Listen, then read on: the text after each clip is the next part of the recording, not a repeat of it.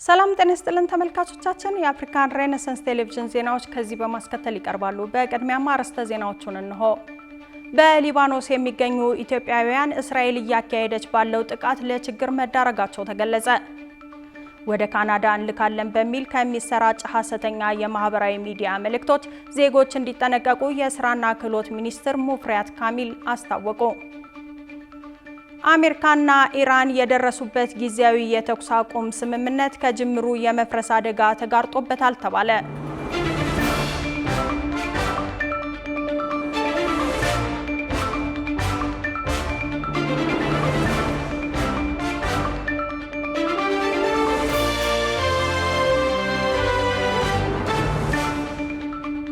ተመልካቾቻችን በያላችሁበት የዓለም ጥግ ሰላምታችን ይድረስ። ይህ የአፍሪካን ሬኔሳንስ ቴሌቪዥን የዜና ሰዓት ነው። የተመራረጡ ዜናዎቻችንን ወደ እናንተ እናደርሳለን። አብራችሁን እንድትሆኑ የምጋብዛችሁ ሜሮን ዋለልኝ ነኝ። በሊባኖስ የሚገኙ ኢትዮጵያውያን እስራኤል እያካሄደች ባለው ጥቃት ለችግር መዳረጋቸው ተገለጸ። አሜሪካና ኢራን ለ2 ሳምንት የሚቆይ የተኩስ አቁም ስምምነት ላይ ሲደርሱ የእስራኤሉ ጠቅላይ ሚኒስትር ቤንያሚን ኔታንያሁ ግን ይህ ሊባኖስን አያካትትም በማለት ግዙፍ ያሉትን ጥቃት መፈጸም ቀጥለዋል። ብዙነህ እንዳለ ዝርዝር አለው። አሜሪካና እስራኤል ከኢራን ጋር ጦርነት በጀመሩበት ዕለት እስራኤል በተመሳሳይ ሊባኖስ ውስጥ ጥቃት ከፍታ እግረኛ ወታደሮችን ጭምር በማሰማራት የተጠናከረ ወታደራዊ ዘመቻ እያካሄደች ነው። ማክሰኞ ሌሊት አሜሪካና ኢራን የተኩስ አቁም ለማድረግ መስማማታቸውን ተከትሎ ረቡዕ ዕለት የእስራኤል ጦር በመላው ሊባኖስ በሚገኙ የሄዝቦላ ኢላማዎች ላይ መጠነ ሰፊ ጥቃት መፈጸሙን አስታውቋል። በዚህ ጥቃት ከ180 በላይ ሰዎች ሲገደሉ ከ700 በላይ ደግሞ መቁሰላቸውን የሀገሪቱ ጤና ሚኒስቴር ያወጣው መረጃ ያሳያል። ከወር በፊት አሜሪካና እስራኤል በኢራን ላይ የከፈቱትን ጦርነት ተከትሎ አያቶላ አሊ ካሜኒ መገደልን በመቃወም ሄዝቦላ ወደ እስራኤል ሚሳኤል በማስወንጨፍ ውጊያውን ተቀላቅሏል። እስራኤልም የሄዝቦላ ወታደራዊ ኢላማዎች ናቸው ያለቻቸውን ስፍራዎች መደብደብ የቀጠለች ሲሆን ይህንን ተከትሎ በርካቶች ከቤታቸው ተፈናቅለው በቤይሩት ጎዳናዎች፣ በአብያተ ክርስቲያናትና በመጠለያ ስፍራዎች ውስጥ ይገኛሉ። በርካታ የውጭ ሀገር ዜጎች በተለያዩ የሥራ መስኮች ላይ ተሰማርተው በሚገኙባት ሊባኖስ ውስጥ ኢትዮጵያውያንም እየተካሄደ ባለው ጦርነት ለችግር መዳረጋቸው ይናገራሉ። በቤይሩት ውስጥ የሚኖሩ ኢትዮጵያውያን ለቢቢሲ በሰጡት ቃል እስራኤል እያካሄደች ባለችው ጥቃት በርካታ ህንፃዎች ጥቃት እየተፈጸመባቸው ሲሆን በዚሁም ምክንያት አብዛኛው ከቤታቸው መፈናቀላቸውንና በቤታች ሰራተኛነት እየሄዱትም በቤተ ክርስቲያንና በጎዳናዎች ላይ መሆናቸውን ጭምር ገልጸዋል። በየዕለቱ ሁኔታዎች ከመሻሻል ይልቅ እየባሰ ነው የሚሄደው የሚሉት እነዚህ ኢትዮጵያውያን 1 ወር ከ5 ቀናት እንደሆናቸውም ይናገራሉ። የሊባኖስ ጠቅላይ ሚኒስትር ናዋፍ ሳላም ከፍተኛ የአየር ድብደባ ከተፈጸመ በኋላ የሊባኖስ ወዳጆች በሙሉ የእስራኤልን ወታደራዊ እርምጃ በሚችሉት መንገድ ሁሉ እንዲያስቆሙ ተማጽነዋል።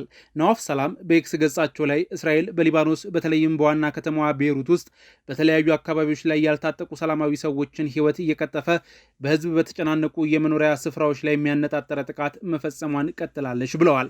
አሜሪካና ኢራን ለ2 ሳምንት የሚቆይ የተኩስ አቁም ስምምነት ላይ ሲደርሱ የእስራኤል ጠቅላይ ሚኒስትር ቤንያሚን ኔታንያሁ ግን ይህ ሊባኖስን አያካትትም በማለት ግዙፍ ያሉትን ጥቃት መፈጸም ቀጥለዋል። ኢትዮጵያውያን በእንደዚህ አይነት አስቸጋሪ ወቅት ለመደጋገፍ እንዲያመቻቸው በሚል የተለያዩ ቡድኖችን ያቋቁማሉ። ከእስራኤል የሚሰነዘረውን ጥቃት ሸሽተው በቤተ ክርስቲያንና ሌሎች መጠለያ የሚገኙ ኢትዮጵያውያንም ከመንግስት ድጋፍ እንደማያገኙ ይገልጻሉ። መንግስት የራሱን ዜጎች ነው የሚደግፈው የምትለው በቤይሩት የምትኖር ኢትዮጵያዊት በመጠለያዎችና በትምህርት ቤቶች ሲከፈቱ ለእኛ ስደተኞች ግን ያ ነገር ክፍት አይሆንም፣ ለሀገሩ ዜጋ ነው ቅድሚያ የሚሰጡት ስትል ያለውን ሁኔታ ታብራራለች። በመጠለያ ውስጥም ምግብ ማብሰል ስለማይፈቀድ የተለያዩ በጎ አድራጎት ድርጅቶችም እየበሰሉ ምግቦችን ለተፈናቀሉት ሰዎች እንደሚያቀርቡ ገልጻለች። የተደራጁት ኢትዮጵያውያንም እንዲሁ ምግብ እያዘጋጁ በመጠለያ ውስጥ እንደሚያቀርቡ ተናግራለች። እስራኤል በሊባኖስ ላይ ጥቃት በከፈተችበት ወቅት በሀገሪቱ የክረምት ጊዜ እንደነበረ እንዲሁም የአየር ሁኔታው በጣም ይቀዘቅዝ እንደነበርና እንደሚዘንብም ተገልጿል። መንገድ ላይ ድንኳን ዘርግተው ለሚኖሩት በጣም አስቸጋሪ ነው፣ ባለፉት ቀናት እየዘነበ ነበር በማለት የአየር ሁኔታውም ፈታኝ እንደሆነባቸው አስረድተዋል። በርካታ ኢትዮጵያውያን ከከተማ ወጣ ብሎ በሚገኘውና አብዛኛውም ክርስቲያን ወደ ሆነው ማህበረሰብ ምንም እንኳን ቅዝቃዜው አስቸጋሪ ቢሆንም በዋና ከተማዋ ካለው የጎዳና ሁኔታ ይሻላል በሚል እየሄዱ እንደሆነም ጭምር ተገልጿል። ቤተክርስቲያኒቱ ውስጥም የተጠለሉት ከኢትዮጵያውያን በተጨማሪ የባንግላዴሽ፣ የስሪላንካና የሱዳን ዜጎች መሆናቸውን ኢትዮጵያውያኑ ለቢቢሲ ገልጸዋል። ወደ ካናዳ እንልካለን በሚል ከሚሰራጭ ሐሰተኛ የማህበራዊ ሚዲያ መልእክቶች ዜጎች እንዲጠነቀቁ የስራና ክህሎት ሚኒስትር ሙፈሪያት ካሚል አሳሰቡ። ሚኒስትሯ ይህን ያሉት በርካታ ዜጎችን አሰልጥኖ ለዓለም አቀፍ የስራ ዕድሎች ዝግጁ ያደርጋል የተባለ የመግባቢያ ስምምነት በፊውቸር ፊት ኢንተርናሽናል እና በስራና ክህሎት ሚኒስቴር መካከል በተደረሰበት ወቅት ነው። ሷሊ መሐመድ ዝርዝሩን ይዞታል። በአሁኑ ወቅት በርካታ ዜጎች የተሻለ ስራ ዕድል ፍለጋ ወደ ተለያዩ የውጭ ሀገራት መጓዝና በዚያም ተሰማርተው መስራት እየተለመደ የመጣ ጉዳይ ሆኗል። ይህ ዓለም አቀፋዊ የስራ ስምሪት ዜጎች የውጭ ምንዛሬን ወደ ሀገር ውስጥ እንዲያስገቡ፣ አዳዲስ የቴክኖሎጂና የስራ ክህሎቶችን እንዲቀስሙ እንዲሁም የራሳቸውንና የቤተሰባቸውን የኑሮ ደረጃ እንዲያሻሽሉ ትልቅ ዕድል የሚፈጥር ነው። ይሁን እንጂ የፍላጎቱ መጨመር ተከትሎ ሂደቱ በተገቢው የህግ ማዕቀፍና ጥንቃቄ ካልተመራ ለዜጎች ደህንነትና መብት መከበር ከፍተኛ ስጋት ሊሆን እንደሚችል ይገመታል። በዚህም ምክንያት የተለያዩ ግለሰቦችና ቡድኖች ማህበራዊ ትስስር ገጾችን እንደ መሳሪያ በመጠቀም ወደ ውጭ ሀገር እንልካለን በሚል የሐሰት መረጃ ዜጎችን ሲያጭበረብሩ በስፋት ይስተዋላል። ይህንን ችግር ለመቅረፍ በስራና ክህሎት ሚኒስቴርና በፊውቸር ፊት መካከል ስምምነት ተፈጽሟል። የስራና ክህሎት ሚኒስቴር ላለፉት ዓመታት ዜጎችን በሀገር ውስጥና በውጭ ሀገራት ወደ ስራ በማሰማራት ዜጎችን የሙያ ብቃት በማሳደግ በሺዎች የሚቆጠሩ ወጣቶች ራሳቸውን እና ቤተሰባቸውን የሚረዱበት እድል እያመቻቸ የሚገኝ ሚኒስቴር መስሪያ ቤት ሲሆን ፊውቸር ፊት በተለያዩ በአውሮፓ ሀገራት ለ17 ዓመታት ሲሰራ የቆየ ተቋም ነው። ይህ ስምምነት በዋናነት ዜጎች በሰለጠነ የሰው ኃይል ደረጃ ተወዳዳሪ ሆነው በህጋዊና አስተማማኝ መንገድ ወደ ውጭ ሀገር እንዲሰማሩ የሚያስችል ነው ተብሏል። የስራና ክህሎት ሚኒስቴር ሚኒስትር ሙፈሪያት ካሚል ስምምነቱ በካናዳና ኢትዮጵያ መካከል የጋራ ተጠቃሚነትን እውን የሚያደርግ ስምምነት አይነት መሆኑን ገልጸዋል። ይህ ስምምነት ትርጉሙ ውጤቱ በጣም ትልቅ ነው። በሁለቱ ሀገራት መካከል የጋራ ተጠቃሚነትን እውን የሚያደርግ የስምምነት አይነት ነው ማለት ነው። ኢትዮጵያውያን ሰልጥነው በቅተው ዝግጁ ሆነው የካናዳ ገበያ ላለው የሰው ኃይል ፍላጎት አገልግሎት ሲሰጡ የካናዳ ኢኮኖሚን ሼፕ በማድረግ ረገድ አበርክቶና አስተዋጽኦ አላቸው።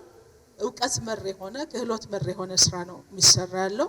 በሌላ መንገድ ደግሞ ያንን እውቀትና ክህሎት መልሶ ሀገር ለማልማት ሀገር ለመጥቀምም አገልግሎት ላይ የሚውልበት እድል ስላለ የአሰልጣኞች ስልጠና ላይ ትኩረት ስለሚደረግ ይህንን የአሰልጣኞች ስልጠና የሚያገኙ መምህራንና አሰልጣኞች በሀገር ውስጥ እያደገ ላለው ከፍተኛ የሆነ የሰው ኃይል ፍላጎትም ዜጎችን ማብቃት ላይ ሚና የሚኖራቸው ስለሆነ ይህንን የጋራ ተጠቃሚነት እውን ለማድረግ የሚያስችል ነው። በኢትዮጵያ የካናዳ አምባሳደር ኒኮላስ ሲማርድ የሁለቱ ሀገራት ግንኙነት መሰረት የኢኮኖሚ ትብብርና በጋራ ተጠቃሚነት ላይ የተመሰረተ የንግድ ግንኙነት መሆኑን ገልጸዋል።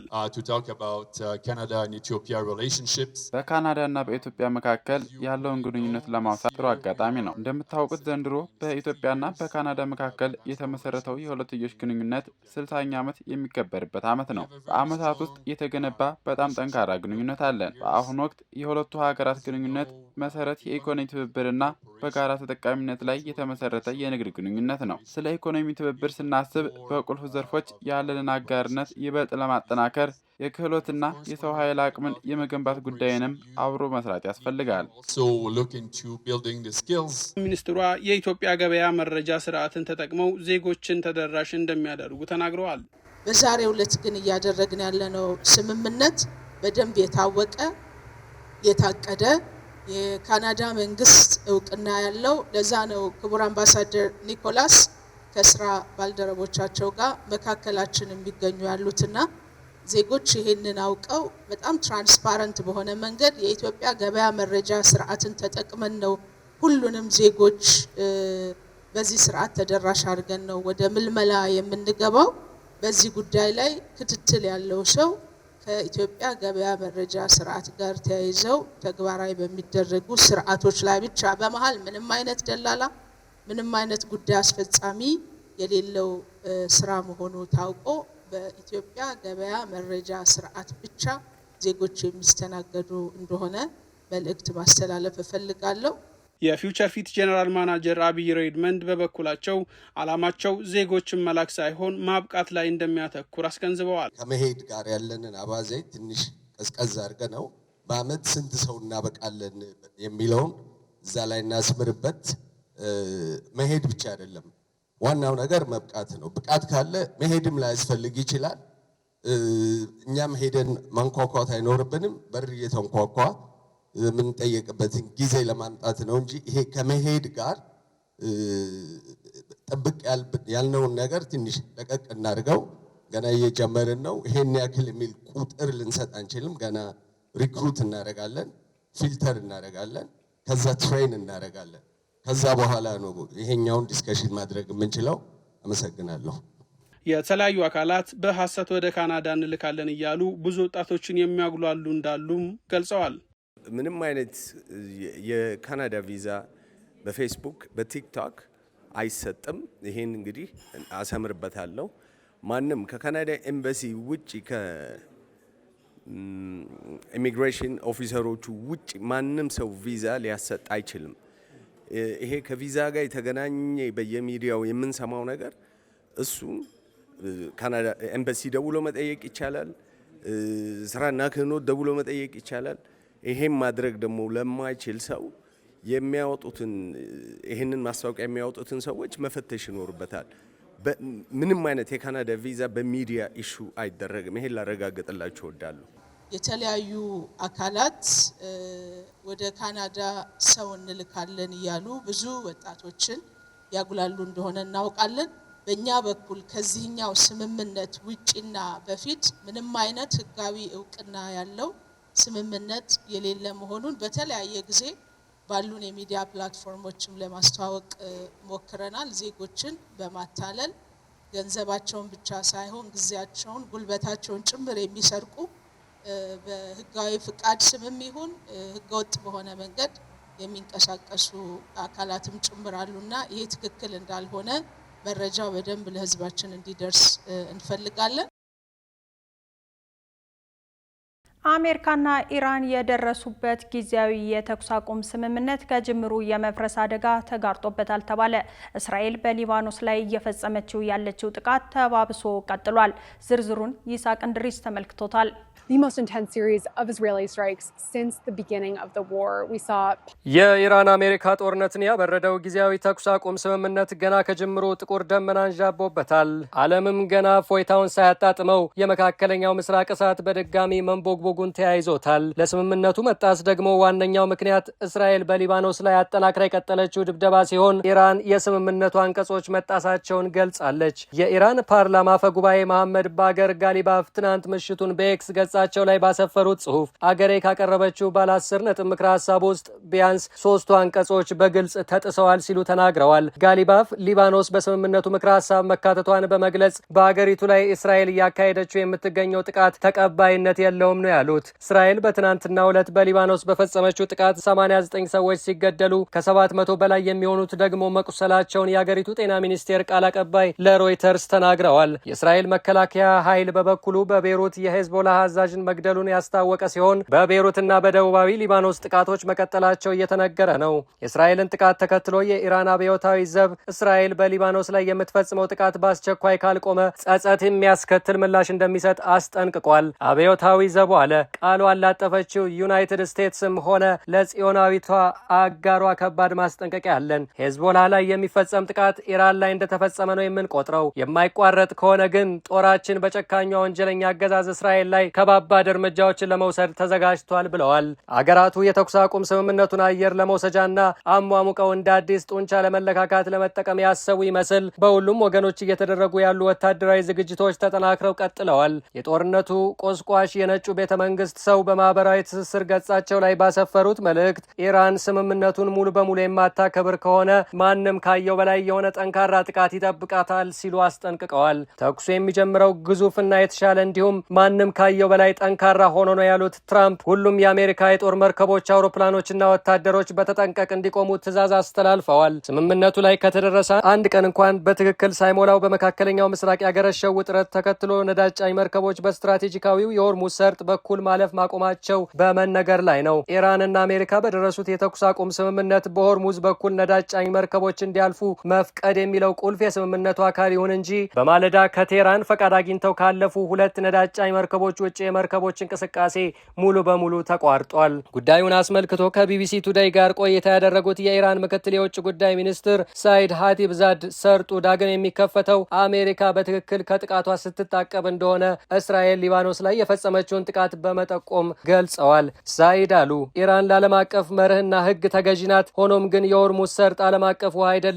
በመሆኑም ደህንነቱ የተጠበቀ መተላለፊያ በኢራንና ኦማን መልካም ፍቃድ ላይ የተመሰረተ ነው ብለዋል። ሚኒስትሩ ቀጠል አድርገውም የተኩስ አቁም ስምምነት ላይ ተደርሶ ሊባኖስን መደብደብ ተቀባይነት የሌለው ድርጊት መሆኑን አጽንኦት ሰጥተው በመግለጽ ሊባኖስ የስምምነቱ አካል ሆና ሳለ የአሜሪካ አጋር የሆነችው እስራኤል ጭፍጨፋ መፈጸሟን በመጥቀስ ውንጀል አቅርበዋል። የቃላት ጦርነቶች፣ ሰጣ ገባዎችና ወታደራዊ ዝግጅቶች በቀጠሉበት መካከለኛው ምስራቅ የስምምነቱ ቀጣይነት አጠያያቂ ሆኗል። ስምምነቱ በተፈጸመ በሰዓታት ውስጥ ቅናሽ አሳይቶ የነበረው የዓለም አቀፍ የነዳጅ ዋጋም በድጋሚ ያሻቀበ ሲሆን ከ2.2 በመቶ በላይ ጭማሪ ማሳየቱም ነው የተነገረው። አገራት በአሜሪካና ኢራን መካከል የተደረሰው የተኩስ አቁም ስምምነትን ለማጽናት በርካታ ቀሪ ስራዎች እንዳሉ በመወትወት ላይ ሲሆኑ ለአብነትም የዩናይትድ ኪንግደም ጠቅላይ ሚኒስትር ሰር ኪር ስታርመር ስምምነቱን ለማጽናት የዲፕሎማሲያዊ ጥረት ለማድረግ ወደ ሳዑዲ አረቢያ አቅንተዋል። ሰር ኪር አሉ ስምምነቱን ተከትሎ እፎይታ አለ፣ ሆኖም ጊዜው ገና ነው። የተባበሩት መንግስታት ድርጅት ምክትል ቃል አቀባይ ፋርሃን ሀቅ በበኩላቸው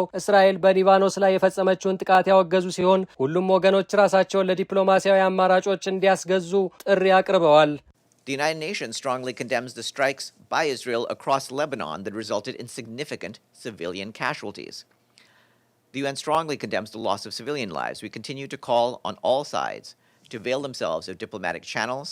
በዓለም በሚገኙ የክርስትና እምነት አብያተ ክርስቲያናት ውስጥ በዛሬው ዕለት የጸሎተ ሐሙስ መርሃ ግብር በስፋት ይከናወናል። የተለያዩ ሀገራት በተለያየ የእምነትና የባህል ትውፊቶች የሚያከብሩትን ጸሎተ ሐሙስ ጽዮን ለይኩን እንደሚከተለው ትዳስሰዋለች።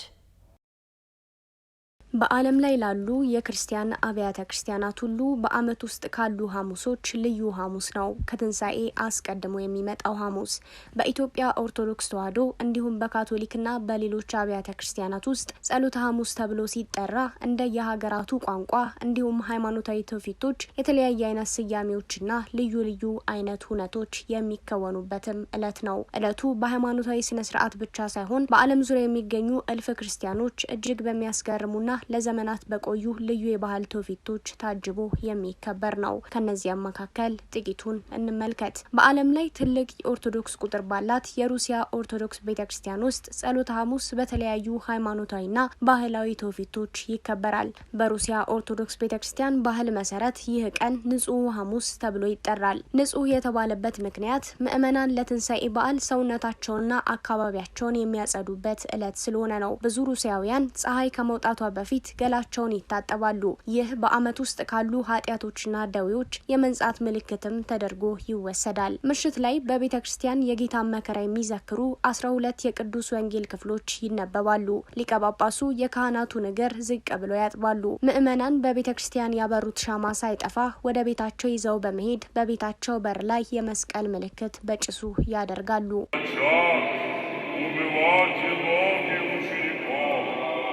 በኢየሩሳሌም ዛሬ የሕጽበተ እግር ስርዓት በትንሣኤ ቤተ ክርስቲያን አደባባይ በታላቅ ድምቀት ይከወናል። የኢየሩሳሌም ፓትርያርክ የ12 ኤጲስቆጶሳትን እግር በማጠብ የጌታን ትህትና ይዘክራሉ። በምሽት ደግሞ በጌቴሴማኔ የአትክልት ስፍራ የ12ቱ ወንጌላት ንባብ ይከወናል። ወደ ሀገረ ፊሊፒንስ ስናመራ የፊሊፒን ካቶሊኮች በዚህ በጸሎተ ሐሙስ ቀን ምዕመናን ቪዚታ ኢግሌሲያ የተባለውን ትውፊት ለመፈጸም በባዶ እግራቸው 7 አብያተ ክርስቲያናትን በመዘዋወር ይጸልያሉ። በዚህ ጉዞ ውስጥ ፓሲዮን የሚባለውና ለ24 ሰዓታት ያለማቋረጥ የሚነበበውን የክርስቶስን መከራ ታሪክ በየመንደሮቹ ውስጥ በዜማ ይደመጣል። በሰሜን ሜክሲኮ የሚገኙ የዮሬሜ ተወላጆች በጸሎተ ሐሙስ ዕለት ልዩ የሆኑ ጭንብሎችን በማድረግና የከብቶችን ደውል በወገባቸው ላይ በማሰር ለየት ያሉ ሃይማኖታዊ ውዝዋዜዎች ያከናውናሉ። ይህም ክርስቶስን ለመያዝ የመጡትን ወታደሮችና የክፉ መንፈስን ሽንፈት የሚወክል ድርጊት ነው።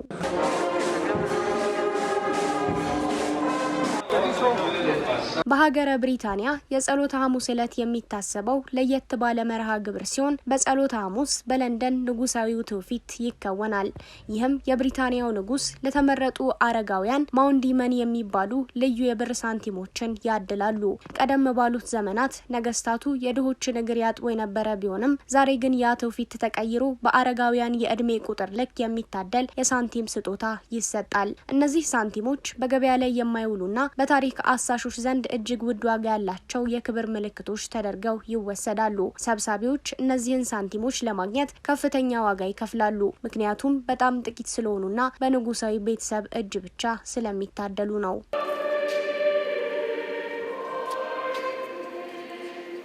በፈረንሳይና በጣሊያን መንደሮች ውስጥ ደግሞ በዚህ ምሽት የቤተክርስቲያን ደውሎች በሙሉ ዝም ይላሉ።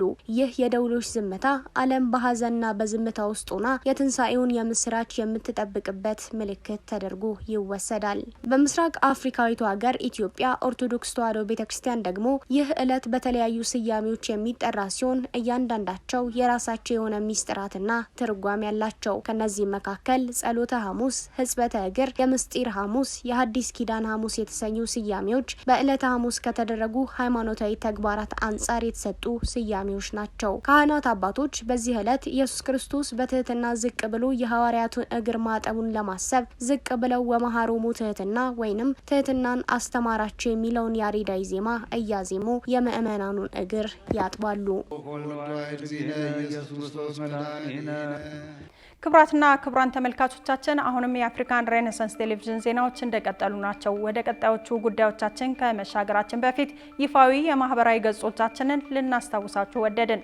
በቴሌቪዥን ስርጭት ያለፏችሁን ፕሮግራሞቻችንን ከ1.8 ሚሊዮን በላይ ሰብስክራይበሮች ባሉት አርትስ ቲቪ ወርልድ የዩቲዩብ ገጻችን በኩል ልትከታተሉ ትችላላችሁ። በተጨማሪም በርካታ ተከታዮችን ባፈራንባቸው በፌስቡክ፣ በቀድሞ ትዊተርና በአሁኑ ኤክስ እንዲሁም በቲክቶክና ኢንስታግራም ገጾቻችን በኩል ቤተሰብ መሆን ትችላላችሁ። ከቆይታ በኋላ በአውሮፓ ሻምፒየንስ ሊግ የተደረጉትን የመጀመሪያ ዙር የሩብ ፍጻሜ ጨዋታዎችን ጨምሮ የተመራረጡ ስፖርታዊ መረጃዎችን ወደ እናንተ እናደርሳለን። ይጠብቁን። ናይጄሪያ በታሪኳ ግዙፍ የተባለውን የሽብርተኝነት ክስ በ500 ተጠርጣሪዎች ላይ መጀመሯ ተሰማ። ናይጄሪያ በአገሪቱ የጸጥታ ታሪክ ታይቶ የማይታወቅ ከፍተኛ ቁጥር ያላቸውን የሽብር ተጠርጣሪዎች ለፍርድ ማቅረብ መጀመሯ ተገልጿል። ጌታውን አበበ ተጨማሪ አለው። ለበርካታ ዓመታት በሽብርተኝነትና በታጣቂዎች ጥቃት ስትታመስ የቆየችው ናይጄሪያ አሁን ላይ ወንጀለኞቹን ለሕግ ለማቅረብ ቁርጠኛ መሆኗን የሚያሳይ እርምጃ መውሰድ ጀምራለች። በአቡጃ ከፍተኛ ፍርድ ቤት የተጀመረው ይህ የጅምላ የፍርድ ሂደት ከቦኮ ሐራምና ከሌሎች አክራሪ ቡድኖች ጋር ግንኙነት አላቸው ተብለው የተጠረጠሩ 500 ሰዎችን ያካተተ ነው። ተጠርጣሪዎቹ ቦኮ ሐራም እስላማዊ ታጣቂ ቡድን ከ17 ዓመት በፊት በተነሳበት በሰሜን ምስራቅ የሀገሪቱ ክፍል ሽብርተኞችን በመደገፍና በመደበቅ በሚል ክስ ቀርቦባቸዋል። ከዚህ ጊዜ ጀምሮ የደህንነት እጦት በበርካታ የምዕራብ አፍሪካ ሀገራት በመዛመት አብዛኛው በገጠራማ አካባቢ የሚኖሩ ማህበረሰብን በታጣቂ ቡድኖችና ለገንዘብ ብለው በሚያግቱ ቡድኖች እጅ እንዲወድቅ አድርገውታል። ታዲያ በመጀመሪያው የችሎት ውሎ 227 ተጠርጣሪዎች በ10 ዳኞች ፊት የቀረቡ ሲሆን ከእነዚህም መካከል 5ቱ ለታጣቂ ቡድኖች ምግብ በማቅረብና መረጃ በመስጠት ጥፋተኛ ተብለው እስከ 20 ዓመት በሚደርስ ጽኑ እስራት እንዲቀጡ ተወስኗል። ክሱ በዋናነት የሚያተኩረው ሽብርተኞችን በመደበቅና በመደገፍ የገንዘብ የመሳሪያና የሎጂስቲክስ አቅርቦት በመስጠት እንዲሁም በገጠራማ አካባቢዎች በሚፈጸሙ እገታዎችና ግድያዎች ተሳትፎ ማድረግ ላይ መሆኑም ተመላክቷል። ይህንንም ተከትሎ የዓለም አቀፍ ሰብአዊ መብት ተሟጋቾችና የናይጄሪያ ጠበቆች ማህበርም ሂደቱን በቅርበት እየታዘቡት ይገኛሉ። የአገሪቱ አቃቢ ሕግ ላቲፍ ፋግቢሚ የፍርድ ሂደቱን አስመልክተው እንደገለጹት ይህ የፍርድ ሂደት መንግስት ሽብርተኝነትን ለማጥፋት ያለውን ጽኑ አቋም የሚያሳይ በማለት ወንጀል የፈጸሙ ሁሉ ለድርጊታቸው ተጠያቂ መሆናቸውን የምናረጋግጥበት ምዕራፍ ነውም ብለዋል። ናይጄሪያ የሽብር ጥቃት የሚበዛባትና በተደጋጋሚ በታጣቂዎች የምትታመስ ሀገር መሆኗ ይታወቃል። በተለይ ደግሞ በሀገሪቱ በሰሜን ምስራቅ የጀመረው የቦኮ ሐራም ጥቃት አሁን ላይ ወደ ጎረቤት ሀገራት ጭምር በማስፋፋት ቀጠናዊ ስጋት እየሆነ እንደመጣ ይነገራል። እንደ አጃንስ ፍራንስ ፕሬስ የዜና ወኪል ዘገባ ከሆነ በዚህ ዓመት ብቻ በመቶዎች የሚቆጠሩ ንጹሐን በቦምብ ጥቃትና በእገታ ህይወታቸውን አጥተዋል የተባለ ሲሆን በቅርቡ እንኳን በምዕራብ ኒጀር ግዛት በደረሰ ጥቃት 20 ሰዎች መገደላቸው የችግሩን አሳሳቢነት ያሳያል። የቀድሞ የጦር አዛዥና የደህንነት ባለሙያ በሽር ጋልማ በበኩላቸው ይህ የፍርድ ሂደት ለተጎጂ ቤተሰቦች ትልቅ ተስፋ መሆኑን ይገልጻሉ። ለዓመታት ተጠርጣሪዎች ሳይፈረድባቸው በእስር መቆየታቸው ቅሬታ ሲያስነሳ መቆየቱን ያነሱ ሲሆን አሁን የተጀመረው ሂደት ግን ሕግ መኖሩን የሚያረጋግጥና ተይዘው ይለቀቃሉ የሚለውን አሉባልታ የሚያስቆም አዎንታዊ እርምጃ መሆኑን ጠቁመዋል። ምዕራብ አፍሪካዊቷ ሀገር ናይጄሪያ በአሁኑ ወቅት ከእስላማዊ ታጣቂ ባለፈ ሽፍታ ተብለው በሚጠሩ አጋች ቡድኖችና ከመሬት ይዞታ ጋር በተያያዙ ክፉኛ እየተፈተነች ትገኛለች። ምንም እንኳን የፍርድ ሂደቱ ትልቅ ተስፋ ቢጣልበትም አንዳንድ ባለሙያዎች ግን ተከሳሾች ለረጅም ዓመታት ያለ ፍርድ በእስር መቆየታቸውን በመጥቀስ ምናልባትም በዳኞች ዘንድ እንደ ማቅለያ ተወስዶ እንዲለቀቁ ምክንያት ሊሆን እንደሚችል ስጋታቸውን ይገልጻሉ። የናይጄሪያ መንግስት ግን ይህ የፍርድ ሂደት በሀገሪቱ ሰላም ለማስፈን ለሚደረገው ጉዞ መሰረት ይሆናል ብሎ እንደሚያምን ተጠቁሟል። በኩሪፍቱ ሪዞርት አፍሪካን ቪሌጅ በመጪው ግንቦት የጋና ወር እንደሚከበር ተገለጸ። ኩሪፍቱ ሪዞርት በአፍሪካ ሀገራት ስም 54 ቪላዎችን መገንባቱ ይታወቃል። በዚህም ሀገራቱ የሀገራቸውን ምርትና ባህል ለአንድ ወር ያህል በየተራ በማስተዋወቅ ላይ ይገኛሉ። በመሆኑም ግንቦት ላይ የሚጀመረው የጋና ወር በኢትዮጵያና በጋና መካከል ያለውን ባህላዊና ኢኮኖሚያዊ ትስስር ይበልጥ ለማጠናከር ያለመ መሆኑን አዘጋጆቹ ገልጸዋል። በዕለቱ ንግግር ያደረጉት የጋና ኤምባሲ ከፍተኛ ኃላፊዎች እንዲህ ያሉ መድረኮች በአፍሪካውያን መካከል ያለውን ትብብር ለማጠናከርና የአፍሪካን ነፃ የንግድ ቀጠና ስምምነት ለማገዝ ከፍተኛ ሚና እንዳላቸው ገልጸዋል። ዝግጅቱ የጋናን ባህል፣ ታሪክና ቱሪዝም ለኢትዮጵያና በኢትዮጵያ ለሚኖሩ የውጭ ሀገራት ዜጎች ለማስተዋወቅ ያግዛል ተብሏል። መርሃ ግብሩ በኢትዮጵያ የጋና ኤምባሲ ከፍተኛ የስራ ኃላፊዎች፣ የኩሪፍቱ ሪዞርት ተወካዮችና ጥሪ የተደረገላቸው እንግዶች በተገኙበት ተካሂዷል። የጋና ወር ዝግጅት በተለያዩ ጥበባዊና ባህላዊ ክንውኖች እንደሚደምቅና ቀጣይነት እንደሚኖረውም ተገልጿል። ክቡራን ተመልካቾቻችን አሁን የተመራረጡ ስፖርታዊ መረጃዎችን ወደ እናንተ የምናደርስበት ሰዓት ላይ ደርሰናል። ስፖርታዊ መረጃዎቹ በባልደረባችን ዮናስ ግርማ ወደ እናንተ ይደርሳሉ። ከመረጃዎቹ ጋር መልካም ቆይታ።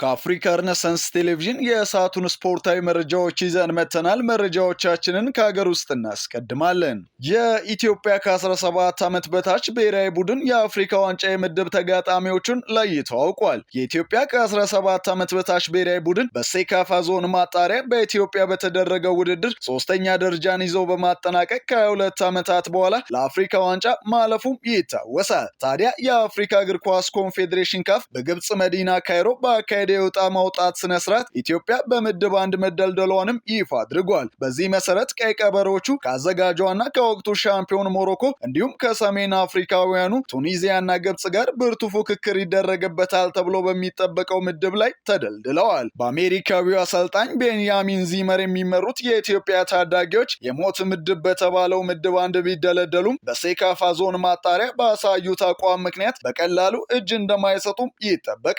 ውድድሩ ከሚያዝያ 17 እስከ ግንቦት 7 2018 ዓ.ም ድረስ የሚካሄድ ሲሆን በውድድሩ የተሻለ ውጤት የሚያስመዘግቡ 10 ሀገራት በ2026 በኳታር በሚካሄደው የዓለም ከ17 ዓመት በታች የዓለም ዋንጫ ላይ አህጉሪቱን ወክለው የመሳተፍ ዕድል ያገኛሉ ተብለዋል። በመሆኑም ኮከቦቻቸውን ቢኒያም አብርሃና ዳዊት ካሳውን ሳይዙ ወደ ስፍራው የሚጓዙት ቀይ ቀበሮቹ ታሪካዊ ውድድራቸውን በተሳካ ሁኔታ ለማድረግ የመጨረሻ ዝግጅታቸውንም እያደረጉ መሆኑ ተሰምቷል። የኢትዮጵያ ፕሪሚየር ሊግ የ26ኛ ሳምንት ጨዋታዎች ትላንት ሲጀመሩ ፈረሰኞቹ ተከታታይ ድል ሲያስመዘግቡ ቡናማዎቹ ነጥብ ተጋርተው ወጥተዋል። 26ኛ ሳምንቱ ላይ በደረሰው የሲቢ ኢትዮጵያ ፕሪሚየር ሊግ ላለመውረድ የሚደረገው ትንቅንቅ አሁንም እንደደረቀ ቀጥሏል። የሳምንቱ መክፈቻ ጨዋታ የነበረው አዲስ አዳጊዎቹን ሸገር ከተማዎችን ከኢትዮጵያ ቡና በአበበ ቢቂላ ስታዲየም ያገናኘው ጨዋታ 1-1 በሆነ አቻ ውጤትም ተጠናቋል። በተለይ ቢያሸንፉ ኖሮ ወደ ሊጉ መሪዎች ነጥባቸውን የሚያስጠጉበትን እድል ያመከኑት ቡናማዎቹ ነጥባቸውን 36 በማድረስ ባሉበት ለመቆየት ተገደዋል። በትላንትናው ጨዋታ የበርካቶችን ትኩረት የሳበው ጉዳይ የኢትዮጵያ ቡና የቀድሞ ፕሬዝዳንት መቶ አለቃ ፍቃደ ማሞ በይፋ በደጋፊዎቻቸው ተሸኝተው አዲሱ የክለቡ ፕሬዝዳንት ዶክተር እስራኤል ደገፋ አቀባበልም ተደርጎላቸዋል። በሌላ የትላንት ጨዋታ ኢትዮጵያ ንግድ ባንክ መቀለ 70 እንደርታን በሰፊ ግብ ልዩነትም ማሸነፍ ችሏል። በሐዋሳ ዩኒቨርሲቲ ስቴዲየም በተደረገው ጨዋታ መቀለ ሰባ እንደርታን የገጠመው ኢትዮጵያ ንግድ ባንክ 3-0 በሆነ ውጤትም ማሸነፍ ችሏል። ትላንት ከነበሩ ተጠባቂ ጨዋታዎች መካከል የሆነው ፈረሰኞችን ከኢትዮ ኤሌክትሪክ ያገናኘው ጨዋታ በቅዱስ ጊዮርጊስ አሸናፊነትም መጠናቀቅ ችሏል። ቅዱስ ጊዮርጊስ ተከታታይ ድል ባስመዘገበበት ጨዋታ ከመመራት ተነስቶ 2-1 በሆነ ውጤትም ማሸነፍ ችሏል። በአበበ ቢቂላ ስቴዲየም በተደረገው ተጠባቂ ጨዋታ የፈረሰኞችን ወሳኝ ግቦች ተገኑ ተሾመና ፍጹም ጥላውን ማስቆጠር ችለዋል። ከጨዋታው ባሻገር የበርካቶችን ትኩረት የሳበው የጨዋታው ኮከብ የነበረው ፍጹም ጥላውን ከጨዋታው በኋላ የሰጠው ቃለ ምልልስ ሲሆን ተጫዋቹም ስሜታዊ ሆኖ ሲያነባም ታይቷል። ያው እናቴ ከሞተች ነገ 3ኛ ዓመቷ ነው። እናቴን ወዳታለሁ። ኢቭን ነፍሴን እንኳን ለሷ መቀየር ብችል እቀይራት ነበር። ማለት ብዙ ተቸግራለች። እንደ ሰው ሳይደላት ነው የሞተችብኝና አይዞ በዚህ አጋጣሚ እናቴን ወዳታለሁ፣ ቤተሰቦቼን ወዳቸዋለሁ። ለእናቴ ሁሌም ወድሻለሁ። እናቴ ሰው ሳላረግሽ ስለሞትሽብኝ ሁሌም ማዝናለሁ፣ ግን የእግዚአብሔር ፍቃድ ነውና ወድሻለሁ። አመሰግናለሁ። ነገም የሊጉ ተጠባቂ 2 ጨዋታዎች ሲደረጉ ባህር ዳር ከተማ ከአዳማ ከተማ በአበበ ቢቂላ ስቴዲየም እና የሊጉ መሪ ሲዳማ ቡና ከመቻል በሐዋሳ ዩኒቨርሲቲ ስቴዲየም በሚያደርጓቸው ጨዋታዎች የ26ኛ ሳምንት የሊጉ ጨዋታዎችም ፍጻሜያቸውን ያገኛሉ። የአውሮፓ ሻምፒዮንስ ሊግ የሩብ ፍጻሜ መጀመሪያ ዙር ጨዋታዎች ትላንት ምሽት ሲጠናቀቁ በሜዳቸው ከተጫወቱ 4 ቡድኖች መካከል አንዱ ብቻ ድል ቀንቶታል። ወደ ወሳኝ ምዕራፍ በተሸጋገረው ተወዳጁ የአውሮፓ መድረክ በሳምንቱ በተደረጉ 4 የሩብ ፍጻሜ መጀመሪያ ጨዋታዎች ሁሉም ጨዋታዎች በመሸናነፍ ሲጠናቀቁ በጨዋታዎችም 8 ግቦች ተቆጥረዋል። በተለይ ትላንት ምሽት ከተደረጉት 2 ጨዋታዎች መካከል በፓርክ ዴ ፕሪንስ ሊቨርፑልን የጋበዙት የአምና የመድረኩ አሸናፊዎች ጨዋታ ብልጫ ጋር ቀዮችን 2-0 ማሸነፍ ችለዋል። ለባለሜዳዎቹ ዲዛይሬ ዱዌ እና ኪቪቻ ክቫራትስኬሊያ ማሸነፊያ ግቦችን አስቆጥረዋል። ክረምቱን ካስፈረሟቸው ተጫዋቾች ጋር ዘንድሮ ጠንካራውን ሊቨርፑል እናየዋለን ተብሎ ቢጠበቅም የአርኔ ስሎቱ ቡድን ፍጹም የበላይነት ተወስዶበት ማምሸት ችሏል። ሊቨርፑል ደካማ የሚባል እንቅስቃሴ ባሳየበት ምሽት አንድም ኢላማውን የጠበቀ ሙከራ ሳያደርግ ከሜዳም ለመውጣት ተገደዋል። የሜርሲሳይዱ ክለብ ከሜዳው ውጪ በ4 ተከታታይ ጨዋታዎች ሲሸነፍም ከ14 ዓመታት በኋላ ለመጀመሪያ ጊዜም ሆኖ ተመዝግበዋል። በክረምቱ ከሊቨርፑል ሊሰናበት ይችላል ተብሎ የሚጠበቀው አርነ ስሎት ከዚህ በላይ ቡድኑን ምን እስኪያደርገው ነው የሚጠበቀው የሚለው በዓለም ዙሪያ ከሚገኙ የሊቨርፑል የልብ ደጋፊዎችም የሚሰማ የሰቆቃ ድምፅ ሆነዋል። በወሰደው ብልጫ ልክ ግብ ያላስቆጠረው የባለፈው ዓመት ሻምፒዮኑ ፒኤስጂ ለመልሱ ጨዋታ ከ6 ቀናት በኋላም አንፊልድ ይደርሳል። ዓመቱን በሁሉም ውድድር ያለ ዋንጫ ለማጠናቀቅ የተቃረበው ሊቨርፑል ወደ ግማሽ ፍጻሜው ለማለፍ በአንፊልድ ታምር ያስፈልገዋል የተባለ ሲሆን ደጋፊዎችም እንደ 2019 የባርሴሎና ጨዋታ አይነት ታሪካዊ ካምባክ በትንሹ ተስፋ ቢያደርጉም ከትላንቱ ሽንፈት በኋላ ተጨማሪ ግቦችን ባለማስተናገዳችን እድለኞች ነን የሚለው የአርኔ ስሎት ንግግር ግን ደጋፊው ብዙም እንዳያልም እንቅፋት ሆነዋል። በሌላ የምሽት ጨዋታ ባርሴሎና በሜዳው በአትሌቲኮ ማድሪድ 2-0 በሆነ ውጤት ተሸንፏል። በጨዋታው የመጀመሪያ አጋማሽ ወጣቱን ተከላካይ ፓው ኩባርሲን በቀይ ካርድ ያጣው ባርሴሎና በደጋፊው ፊት እጅ ለመስጠትም ተገዷል። አሰልጣኝ ዲያጎ ሲሞኔ ባርሴሎናን በካምፕኑ ለመጀመሪያ ጊዜ ያሸነፈበትን ውጤት ሲያስመዘግብ የካታሎኑ ክለብ ከዓመታት በኋላ ለመጀመሪያ ጊዜ በሜዳው በአትሌቲኮ ማድሪድ ሽንፈት ቀምሷል። ለአትሌቲኮ ማድሪድ የማሸነፊያ ግቦችን አርጀንቲናዊው ጁሊያን አልቫሬዝ በማራኪ ቅጣት ምትና አሌክሳንደር ሶርሎዝ በጨዋታ ማስቆጠር ችለዋል። አትሌቲኮ ማድሪድ ከሜዳው ውጭ አሸንፈው መመለሱን ተከትሎ ወደ ግማሽ ፍጻሜ የሚያልፍበትን ዕድል አስፍቶ ተመልሷል። የመልሱ ጨዋታም ከሳምንት በኋላ በዋንዳ ሜትሮፖሊታኖ ይጠበቃል። ውድ ተመልካቾቻችን የአፍሪካን ሬኔሳንስ ቴሌቪዥን የሰዓቱ ዜናዎች የተከታተላችሁትን ይመስሉ ነበር። ስለሰጣችሁን ጊዜ ከልብ እያመሰገንን ከዜናዎቹ ጋር ሜሮን አለልኝ ቆይታ አድርጌያለሁ። ከቀሪ የጣቢያችን ዝግጅቶች ጋር መልካም ጊዜን ተመኘው።